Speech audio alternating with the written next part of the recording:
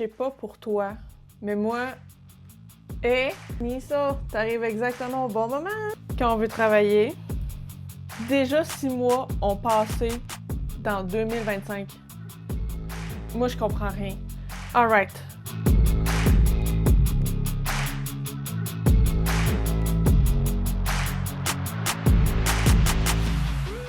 Depuis que je me suis lancée sérieusement à la poursuite de mon objectif de devenir artiste professionnel, je fais des bilans dans mon agenda aux années et à la mi-année. Et j'avais envie de partager ce processus-là avec toi. Je fais toujours plein, comme des petits rituels, si on veut, puis ensuite je fais une analyse de mes derniers 6 mois, je fais l'analyse de mes réseaux, je fais l'analyse de comment j'ai progressé dans ça, comment ça a avancé, comment ça a évolué, mes objectifs, où ça en est rendu et qu'est-ce que je veux pour le reste de l'année finalement. Donc j'ai envie de partager ça avec toi. Je vais commencer aujourd'hui à faire une écriture automatique. C'est que je prends un crayon, un cahier et je ne fais qu'écrire pendant un certain temps. Aujourd'hui, je pense que je vais mettre un 10 minutes pour faire ça de manière plus rapide et de pas overthink.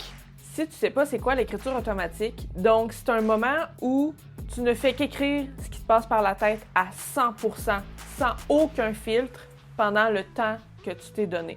C'est tellement libérateur, je trouve, ce processus-là. Je fais ça depuis plusieurs années. En fait, c'était un prof de français en secondaire 4 qui nous avait fait faire ça à peu près vers la... Tu sais, au mois de mai, là, tu sais, quand l'été s'en vient, puis là, tout le monde en est fébrile, puis tout, puis ça nous avait vraiment posé. Et j'avais adoré ce processus-là et c'est resté gravé en moi depuis tout ce temps-là. Et je l'applique régulièrement dans ma rétrospection de business pour évoluer puis pouvoir me poser sur ce qui s'est passé, mais aussi dans des moments autres de ma vie, plus joyeux ou moins joyeux, puis ça me permet, un peu comme un journal, si on veut, de garder des traces de ça, mais surtout de sortir tout ce qu'il y a en tête. Donc, on commence avec ça et ensuite, on va discuter de ce qui s'est passé dans les 6 derniers mois.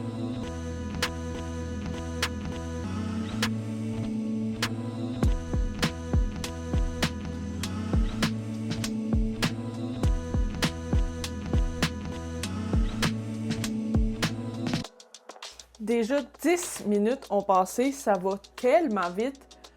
On se rend tellement pas compte du temps qui passe, puis pourtant, j'ai écrit une page, presque 2, genre. Ça a tourné où je ne pensais pas aller. En fait, j'ai même pas eu le temps d'élaborer presque rien, en fait. Il aurait fallu que j'écrive probablement plus longtemps, mais je voulais quand même faire ça simple aujourd'hui. Si je parle des highlights que j'ai écrits dans les 10 dernières minutes, je parle principalement, en fait, du bien-être que je ressens et de la motivation que je ressens par rapport à mon projet du Alex Art Studio. C'est tellement motivant, ce projet-là, puis j'y crois vraiment. J'y crois tellement. Tu sais, tu vois, ce week-end, j'ai passé tout mon temps à faire des montages, à faire des vidéos, à construire ça, scripter, trouver la musique, les sons. Tout est une exploration encore. Puis je commence à pogner à twist et ça me fait vraiment triper.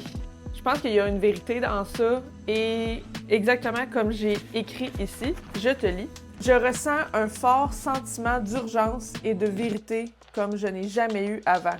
Mes grandes amies artistes super proches m'ont toujours partagé leur côté très sensible à dire « faut que tu écoutes ton intuition, faut que tu écoutes qu'est-ce qui te fait vibrer, faut que tu écoutes à l'intérieur de toi qu'est-ce qui te semble le plus vrai. » Je sais que j'ai pas autant d'années d'expérience qu'elle, mais ça, je savais que je voulais développer ça, mais que je veux développer ça, en fait, pour vraiment être plus proche de moi, être plus proche de savoir c'est quoi ma vérité, c'est quoi ma voix, c'est quoi, qu'est-ce que je veux moi, qu'est-ce que je veux créer vraiment à l'intérieur de moi.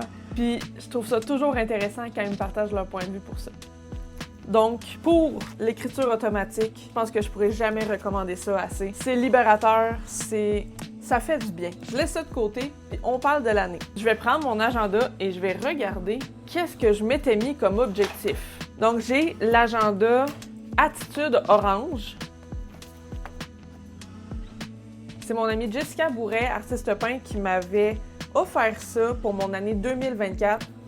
Et ça a été une grande révélation. Je ne peux plus me passer de cet agenda-là. C'est vraiment weird. Qu'est-ce qui se passe dans ça? J'ai écrit des choses l'année passée qui se sont étrangement réalisées beaucoup plus rapidement que ce que je m'attendais. Tu me diras, ben oui, mais tu persévères, tu travailles fort, t'es focus. Oui, mais il y a une magie qui opère dans ça. C'est bizarre. J'adore. Attitude Orange.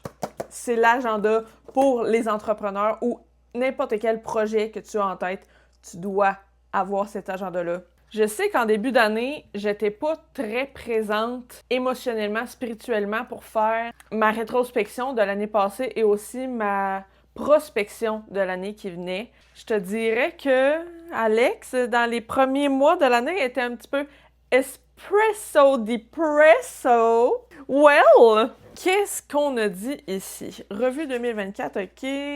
Oh my God, je suis en train de lire en même temps, c'est fascinant. OK, je lis avec vous.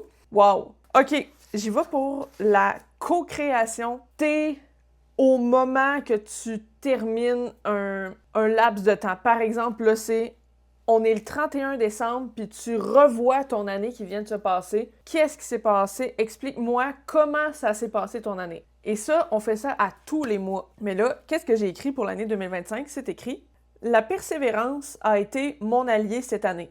J'ai réussi à mettre en place des idées et des systèmes pour les concrétiser. Ma chaîne YouTube a atteint plus de 1000 abonnés et les 4000 heures de vues pour pouvoir être monétisée. Mes efforts portent fruit. J'ai vécu mon rêve de visiter le Japon avec Doom. J'ai repris en main mes économies pour les futurs projets. » OK. Je me souvenais pas de ça, là. Wow! Si je parle des 6 derniers mois, ça s'est clairement pas passé aussi bien que ce que j'aurais voulu. Bon, on sait 2024 pour moi a été une année tellement forte, oui, émotionnellement, mais surtout professionnellement, en fait. Chaque mois, presque même certains mois, j'avais 2 événements ou contrats qui étaient lined up. Et c'était tellement motivant à travers mon travail régulier, mais tout ça, tu sais, le week-end, j'avais toujours, je donnais un atelier ici, j'étais engagée ailleurs pour faire autre chose. Après ça, je montais mon expo qui était en automne, tout ça, c'était tellement le fun. Fait que j'avais en tête que 2025 allait être aussi chargé. Well! On m'a toujours dit, évidemment, qu'en affaires, en business, n'importe quel business que ce soit, c'est rare que t'as des années très, très, très fortes puis que t'en as vraiment plusieurs de suite. Fait que j'avais l'audace de penser que moi, ça allait bien continuer. Fait que non, c'est pas exactement comme ça. Je dis pas que j'ai rien. C'est pas aussi fort que j'aurais souhaité. Évidemment. Je veux toujours que ça soit plus fort, je veux toujours faire plus, je veux toujours plus, tu sais. C'est ce qui nous amène à nous pousser, puis à persévérer, puis à aller plus loin de notre zone de confort, puis trouver des nouvelles idées. Mais là, ça s'est pas passé comme je pensais. Malgré le fait que j'aille, lancer beaucoup de choses dans l'univers, j'ai lancé des idées, j'ai partagé des idées, j'ai parlé à des gens, j'ai approché des personnes, j'ai approché des instituts, j'ai serré des mains, j'ai envoyé des courriels, j'ai lancé des idées de projet, tu sais, plusieurs fois, à plusieurs personnes, plusieurs trucs différents. Et il y a presque rien, en fait, qui s'est concrétisé vraiment. Je commence à voir, là, à la mi-année, des répercussions. Mais aussi, malgré les efforts que j'ai portés dans les 6 derniers mois, il y a eu des choses qui ont été inattendues, notamment ma présence à la boutique d'art visuel à Sherbrooke. C'est comme on dit, c'est grâce aux rencontres que j'ai faites dans la dernière année. Il y a des personnes que j'ai rencontrées qui m'ont offert des opportunités, notamment celle d'exposer dans la boutique d'art visuel. Pour ce qui est de la création des œuvres, j'ai entamé au moins 5-6 œuvres sur tableau, appliqué des couches de fond, appliqué des dessins. J'ai fait quand même plusieurs esquisses, mais c'est à peu près 5 œuvres que j'ai entamées sur tableau. Et c'est seulement 2 œuvres qui ont vraiment vu une finalité. Je te dirais que créativement, en termes de peinture ou de dessin, c'est pas ce qui a été le plus fort dans ma tête. Oui, tu sais, c'est toujours là, évidemment, puis tu sais, je pratique le dessin dans mes exercices tous les jours, là, comme d'habitude ou presque, mais ce qui a été très présent créativement, c'est de bâtir mon studio, bâtir ma chaîne YouTube. Puis comme j'expliquais, c'est quelque chose qui me motive énormément, puis ça ouvre des aspects créatifs dans mon univers que j'avais pas pensé et que je n'avais pas espéré. Oui, peut-être que je n'ai pas peint strictement, mais je sais que tout ça, ça reste, c'est en moi et que la création que je fais avec ma chaîne, ça va m'apporter directement à un autre type de créativité sur tableau ou sur papier. Tout est dans tout. Parmi les œuvres que j'ai créées, notamment, il y en a une que je vais te montrer très bientôt dans le studio. Je te montre le processus complet de sa création. C'est une œuvre sur papier à l'aquarelle, donc reste à l'affût pour pouvoir voir ça très bientôt. Donc oui, j'ai pas peint beaucoup d'œuvres en termes de quantité dans les 6 derniers mois, mais il faut savoir aussi qu'en 2024, grâce à mon exposition solo qu'il y a eu à l'automne et les autres événements qui se sont empilés, en fait, j'ai peint plus d'œuvres en 2024 dans les 6 premiers mois, donc de janvier à juin, que dans toute l'année d'avant, 2023. Fait que je pense que j'ai sorti énormément de choses et d'idées créatives qui étaient en moi. Et j'en parle à des gens artistes qui m'entourent et tout le monde me dit « c'est normal, tu peux pas avoir du jus tout le temps pour créer autant puis constamment. Faut que tu prennes du temps pour créer, les mettre sur toile, les mettre sur papier, les sortir de toi. Et ensuite, il faut que tu prennes le temps de te rebâtir. Je pense que je suis dans ce processus-là en ce moment. C'est un peu inconfortable parce que des fois, tu te dis « Oh mon Dieu, est-ce que j'ai perdu la créativité à jamais? » Tu te poses des questions sur toi-même. Est-ce que je suis vraiment artiste? Est-ce que finalement, c'est quoi ma vraie... Qui suis-je? Qu'est-ce que je fais? Puis on me rassure tout le temps pour me dire « T'inquiète, tu vas reprendre ça, tu vas repeindre, ça va revenir, inquiète-toi pas, c'est en toi, t'es un artiste. » Anyways, fait que j'essaye de croire en ça. Parmi les tentatives de projets et de dossiers que j'ai envoyés dans les 6 derniers mois, un très concret s'est réalisé, en fait, qui aura lieu très bientôt, c'est que j'ai été retenue pour le symposium Couleurs urbaines de Granby. Je suis très contente de pouvoir y être et d'y participer en juillet prochain. C'est un symposium, premièrement, qui est à l'extérieur, qui est très réputé, que les gens apprécient énormément. Et aussi, en tant qu'artiste, c'est difficile d'y rentrer. Quand j'ai eu mon annonce cette année que j'avais été prise, j'étais comme « OK, vraiment nice ». Fait que ça, j'ai très, très, très hâte.